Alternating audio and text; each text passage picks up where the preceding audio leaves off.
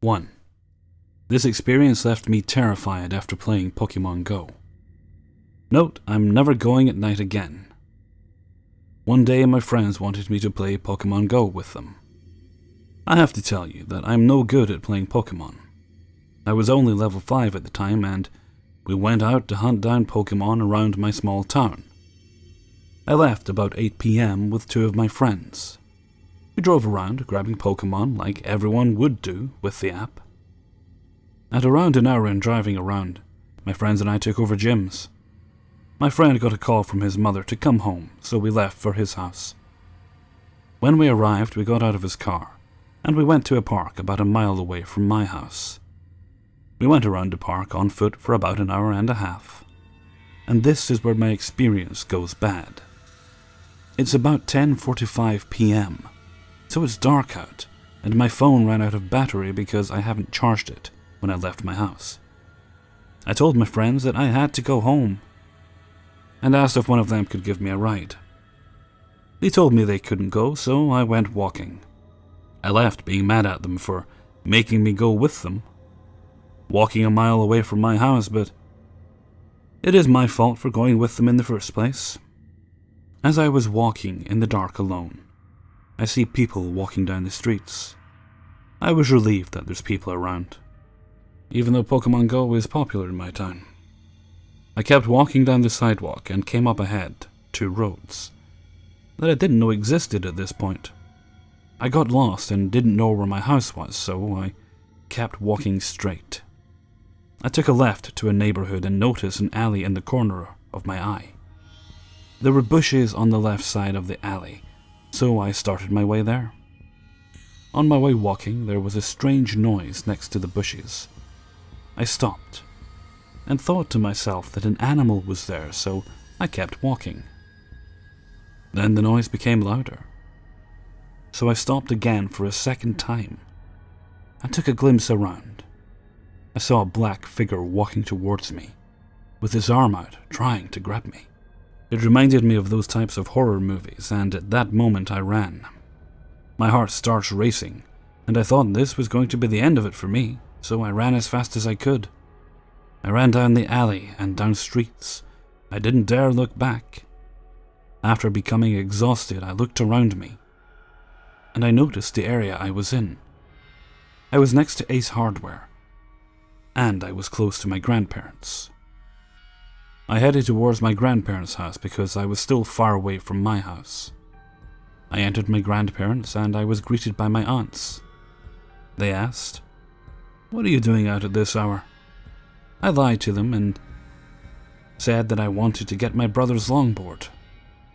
I wouldn't dare tell them what has happened tonight. I asked if they can give me a ride, and so they did. Upon arriving at my house, my parents were waiting for me, wondering where I was. I told them that my phone was out of battery, so I couldn't contact them, but I never told them about the person. They told me to charge my phone next time when going out. I went to my room because they were furious and turned to my older brother and told him about it. And he told me to never go to the park at night. There are strangers stalking individuals and known to attack.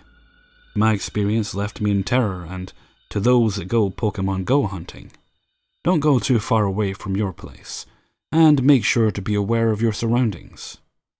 I haven't played Pokemon Go in weeks because the game still reminds me of that night. 2. A bit about me. I'm a 19-year-old female, 5'10", but I only weigh 120 pounds. I'm telling you this to make one thing clear. I was in no way capable of taking this thing on. I don't have much confidence in my paranormal storytelling skills. I usually write fiction, but here we go. This occurred on the 4th of July in Virginia this year. I was at my parents' house for the summer, which was only a few miles off the North Carolina border, and nested in 7 acres of woods that was all ours. I have 2 dogs, a fat Australian cattle dog named Juno, and a cowardly black German shepherd named Karma. I also have 2 Maine Coon cats, Angel and Lily. They will become relevant later.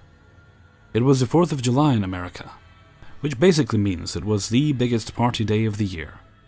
My great aunt and uncle were staying with us for a week, and today was their last day here. My parents decided to take them to the waterfront in Virginia Beach to watch the fireworks and bar hop. I'm not a party goer, so I elected to stay at home and watch the dogs for the night. I waved to my family as they began to drive away, cupping my hands over my mouth. I yelled, "For God's sake, be careful," a phrase my dad always said to people leaving. Little did I know that I was going to be the one who needed to be careful that night. Let me recount the events leading up to my encounter. Skip forward a few hours, I made myself dinner and walked the dogs through the woods before it got dark. Normally the dogs would run through the woods, chasing animals or each other, but tonight they stuck close to my side. First unusual occurrence of the night. I decided to treat myself that night and got into my parents' jacuzzi tub for a bubble bath. The tub is in the corner of the large bathroom with a window on both walls that had a warped glass that you couldn't see through, probably to ensure privacy in the bath. This bathroom is in the back left corner of the house, and the windows face the forest outside. I was relaxing until I heard scratching at the door. Not even 2 seconds later, the door opened. Karma walked in. She knows how to open doors, and, to my shock, Lily followed. Now, these two hate each other. I've never seen them in the same room peacefully, but here they were, coming into the bathroom together. The dog laid down next to the bottom step that led to the tub, the cat right above her on said step. Second unusual occurrence of the night. While drying off after my bath, both Karma and Lily were staring at the windows with warped glass. I saw Karma's hackles raised, Lily fluffed up to twice her usual size. Wildlife was common around here, so I guessed a raccoon or an opossum was climbing our fence again. I brushed it off. I walked to the sitting room on my way to the kitchen. Here there is access to our back porch and fenced-in backyard. The door was clear glass with a second bug screen sliding door. Here Juno and Angel were facing the door. These two get along, but are by no means friends. They're staring in the same direction my other animals were, hackles raised. A low growl came from Angel. I've never heard her growl in my life. I couldn't see what they were looking at in the pitch dark. It was well after midnight and cloudy. Third unusual occurrence of the night. I could list some other small happenings, but I don't want to make this too long. Just know that my animals were acting bizarre, and no, there were no fireworks in my area that startled them. I'm a night owl. Staying up until the sun rises is my forte. So being up at 2 a.m. wasn't unusual for me. I've gotten used to the little trembles and bumps that go in the night around my summer home. But tonight I heard something different. It was subtle at first. I barely noticed it. The sound of rustling in the brush, a sweeping sound you hear when something passes close to a bush. I heard it once, twice, 3 times. I watched my animals again, their ears swiveling in the direction of the noises. By now I was up and checking all the locks on the doors and windows. I had heard some gangs were breaking into unsuspecting country homes as part of an initiation. I wasn't going to be the next victim. The noise outside came by again. Were they circling the house? My heart jumped to my throat at the thought of someone or something prowling in the night around my home, especially when my dad wasn't home. The cats had retreated upstairs and hid. Karma refused to come out of the bathroom in the house. It had no windows. Juno was the only one that stayed with me. But her presence was barely comforting, given she was a sausage with legs. All bark, no bite. Okay, this is the 5th or 6th time it's come by the window. I'm starting to freak. Panic disorders are fantastic to have in these situations. Not. I close my computer before turning off the light beside me, removing every distraction so I could focus on the noise. Everything was silent, save for the crickets and bugs singing the song of summer nights. I pressed against the wall next to a window. Now these windows are at least lifted 4 or 5 feet off the ground. In front of this one, there was a high bush standing 5 or 6 feet from the earth, blocking a part of the window. The leaves of the bush didn't begin until at least 2 feet above the ground. The rest we had trimmed. Enough with the landscaping. What does this have to do with the story? I'll tell you. I stood there for what seemed like forever, but in reality, only a few minutes had passed. My unwelcome guest was coming by again. I heard it brush against the leaves, not just to graze, but a large part of its body had rustled the bush. Now remember the size of the bush I mentioned.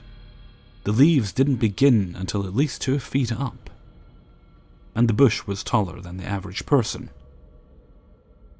This thing was big. It sounded like it was dragging something, but it was hard to tell without pressing my ear right to the glass, which I wasn't about to do. I wait for the thing to move further away before slinking to the window. It had already passed. The next window. It wasn't there. This window was past where the fence started. It was circling the fence as well. I now knew it wasn't a burglar. Most of our good, expensive items were stored in the separate garage that had plenty of low windows and a trick door that barely locked. It was moving itself through the small walkway between my house and the garage. The close quarters caused it to disturb the bush on one side, completely avoiding the treasure trove next door. Whatever was out there had an interest in what was in the house. Silently, I thank whatever god there is, as it began to trek around the fence. I was given some time to move before it came for a walk by again. Looking back, I wondered why I didn't call the police. In my dad's office, located next to the jacuzzi bathroom, he has a safe. I'm not supposed to know the combination, but I saw my mom put it in and memorized it. Thank God I did. I punch in the 4 digits and twisted the handle to open the safe, reaching my hand into the compartment on the door and pulling out my dad's loaded handgun. I knew it was there because my dad showed me his flawless plan to take down anyone who forced him to open that safe. I'm a shit shot with handguns. Rifles I'm great. Handguns, not so much. I've been taught to shoot by my dad since I was 8, yet I could never fire a handgun without being blown back. But I keep it with me, feeling comfort in its power. I freeze. Rustling came from outside the office window. There were no outdoor lights to turn on to identify this thing. Quietly, I moved down the hall. Karma was cowering in my bathroom. Juno had joined her. There goes my guard dog. I sigh and move forward, coming to the front door. Part of the door was glass, but it was a warped kind of stained glass you could only see shadows through. I knelt down below the window part, pressing myself to the door to remain out of sight. Dragging on concrete. It was on the driveway. I peeked at the locks, ensuring they were secured. For about 30 seconds, I can only hear my breathing. When did I start breathing this hard? Scraping, a flop, a warbled grunt. Oh God, it was trying to come up the steps.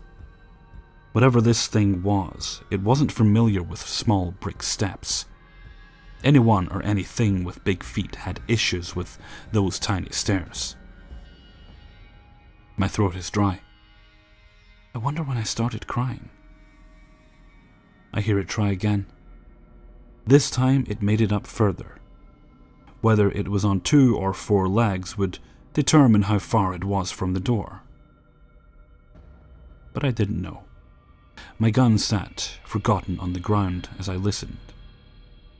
I started when I heard the knob on the door jiggle. I'm on the floor holding myself up with my elbows, looking at the moving handle, nails lightly scraping against the wood. I hear heavy breathing, slow but deep. Then it starts to speak. It tested its voice, fluctuating pitches like a singer trying to find the right note. Ah, ah, ah. A level volume, but completely different voices with each test. My hands cover my mouth to keep myself from screaming. That summer I discovered the glory of Let's Read horror stories on YouTube. Hellraiser, Lazy Masquerade, Corpse Husband, Unit Number 522, Your Maker, but I digress. I remembered Skinwalker stories. The Our Cabin Getaway story in the forefront of my mind. The thing found its pitch. "Matt, where'd you get off to?" It was my neighbor's voice, Sarah, but it wasn't. It's just like they say the voice sounds glitched. Not right. "Matt? Matt?" It repeats something even more warped as it dragged out the syllable. "Come on, ladies," it says, Sarah again. Well, she said to shoo her hands back into the cup. "Come on, Matt." The tone changed mid-sentence, like stitching 2 sound bits. This entire encounter at the door happened in 2 minutes, probably a lot less, but it seemed like forever. And I heard the whistle. That familiar 4th of July noise. A firework exploded in the distance, filling the sky with light. For a second I look up at the stained glass, see the shadow of my visitor. If I had to guess now, it was over 4 feet and probably hunched over the steps. I hear a sudden scatter and scraping as the creature takes off from the front steps. I jump back from the door in shock after hearing it move so fast. Distant crashing in the woods. Another firework pops. A garbled scream fading. Red, white, and blue light filled the sky, shining down onto me, still watching the window. It was gone. This is the one time I can say I'm thankful for obnoxious Americans and illegal fireworks. I didn't tell my parents when they came home the next morning. I returned the gun to the safe, well before my dad could even notice it missing. This is my first time telling the tale. Looking back, I see how dumb I was not calling for help. For even taking the gun, though I knew I couldn't do jack shit with it. I have so many regrets from that night, but I'm thankful I locked the windows and doors. If I had gone to bed early, if I hadn't paid attention to the noises, who knows what would have happened? I've only ever heard of skinwalkers in the West. Does anyone know if they are in the East as well? Or is it something different? Nevertheless, terrifying creature at my door. Let's not meet. 3. I grew up on a farm in Ontario. The following incident occurred when I was about 7 years old. At that time, me and my large family lived in a big old farmhouse. On this particular day, most of my family were not on the farm, so the only ones on there were my sister, my dad, and myself. It was late in the afternoon, so my dad was out in the barn doing chores, which would take him up to an hour and a half to complete. Meanwhile, my sister and I were playing a board game. I think it was Sorry, on the kitchen floor. Right when we're really getting into the game, we hear something moving around on the second floor, directly above us. There was a vent in the kitchen ceiling which led to the room above, so it was easy to make out the sound to be footsteps. They were heavy, as if a full-grown man was walking around in steel toe boots. The strange part is the room had nothing in it, so there was absolutely no reason someone would be in there. My sister and I both heard the noise, and as we do, we exchange a look of both curiosity and slight terror. We wait there for another minute to make sure we're not hearing shit, and sure enough, the footsteps are loud and consistent. Naturally, we burst out of that house and through the front door like two bats out of hell, and make a beeline for the barn where my dad is doing chores. After telling him about the noises, my dad assures us it was probably nothing, but we insist there is some shit going on upstairs, and that we weren't about to go back into that house. This annoys my dad, as it's almost bedtime and it's already difficult to get us to bed without us being terrified to enter our own home. He decides it'll be less of a hassle if he just clears the house to prove to us that there's nothing in it. So, with us watching from the front lawn, my dad enters the house and proceeds to check all the rooms on the first floor before making his way upstairs. From where we're standing on the front lawn, we can see through the window of the second-story room, below which we heard the footsteps. As my dad is checking the downstairs, me and my sister both see a figure moving around the room. It's dark out at this point, too dark to make out any distinct features the figure might have had, so it was more of a shadowy figure. We only see the figure for about 10 seconds, before it heads to one side of the room where it's out of our view.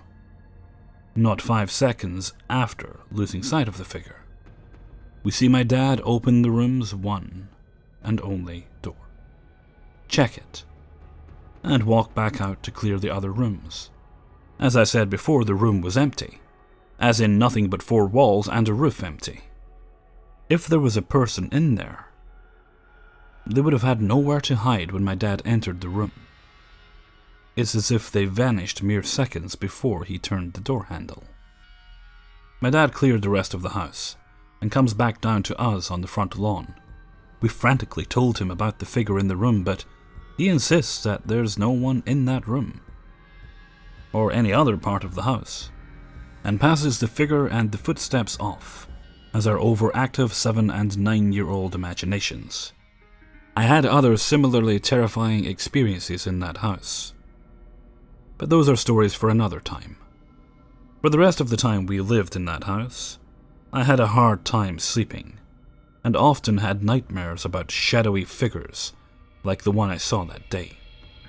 I'm 23 now, and my sister's 25, and we both remember that day clearly in our minds. My dad has since become more open to the idea that maybe what we saw was real. I don't know the history of that house, but it was built in 1886, so a lot of bad stuff could have happened since it was built. I can, however, say for certain that that house was haunted, based off of all the shit that's happened there to me. 4. Being a pretty girl, I've had my fair share of creepers on the bus, but this one was the worst. When I was 18, this dude, who I swear looked almost exactly like Popeye, followed me home from the bus stop. I thought he was just heading the same way as me, so I shrugged it off, especially since he disappeared when I went up my front steps. I proceeded to see this guy every other day, still going the same direction as me from the bus stop. Since he never stopped staring at me when we were on the bus, I put 2 and 2 together and figured out this dude was clearly stalking me. Now I'm almost 6 feet tall, so I was significantly larger than him, and could have easily kicked his ass, but I was still so terrified, especially since the people I occasionally saw him with were his workmates, who were big, muscular tradesmen, who were honestly some of the creepiest people I've ever seen. Who knows what could have happened with them? At this point in time, I was sleeping on the couch in the family room which faces the backyard. I would hear rustling, grunting, footsteps, and thumping in the yard every single night, even tapping on the windows and doors. This went on for months. I didn't think to tell my parents because, honestly, who would believe a teenager who said a dude who looked like Popeye was stalking them? Definitely not me. For the school holidays, my mom and I went to New Zealand. I visited some friends, while my mom did a tour on the North Island. We were gone for 2 weeks. I think my stalker must have gotten bored because I was gone so long, so he never came back. Now, part of the reason I knew no one would believe me about the stalker is I was having a mental breakdown. I decided to move to New Zealand to try to regain my sanity. Much to my objection, I ended up moving back home 7 months later.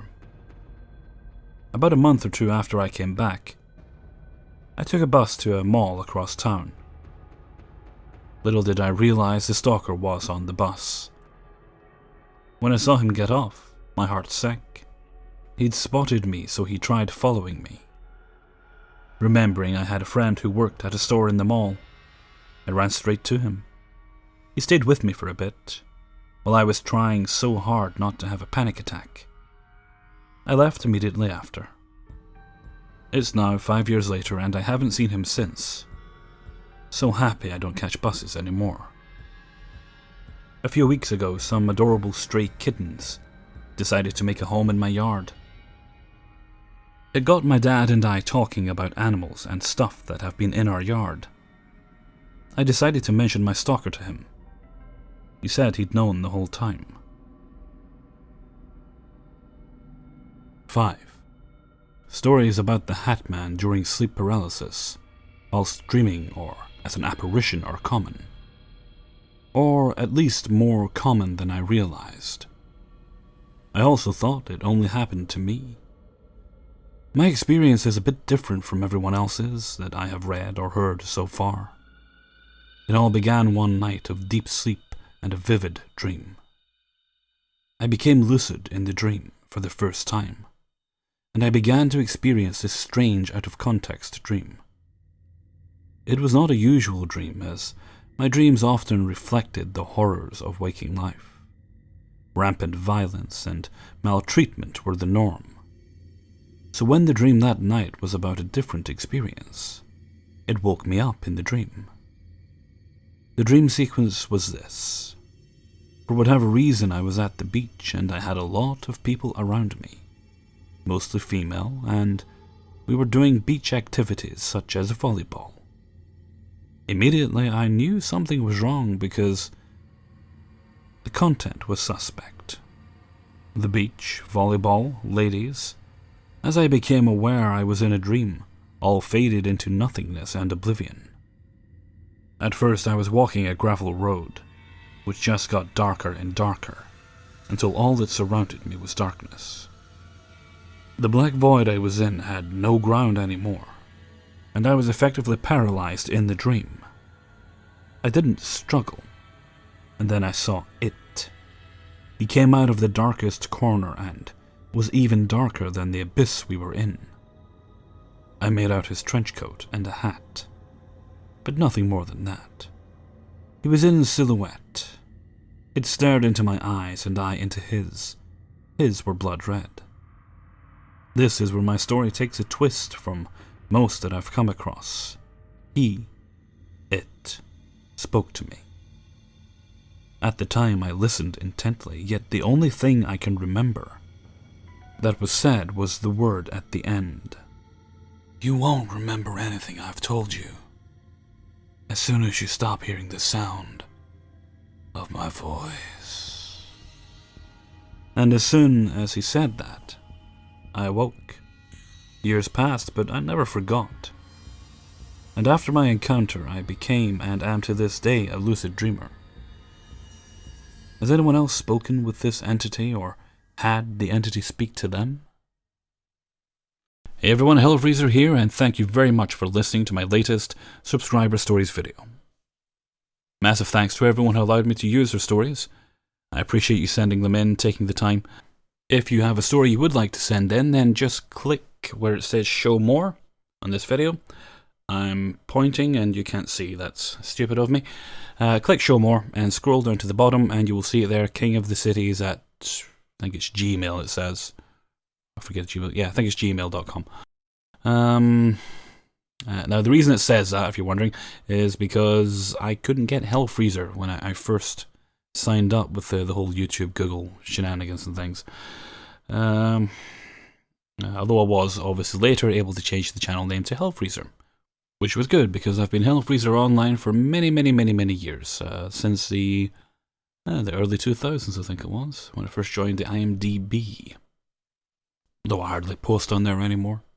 But I did really like the name, so it stuck with me. Okay, so I'm going to head off now. I've got a few little things to be doing, so until next time, thank you very much for listening, and take very good care of yourselves.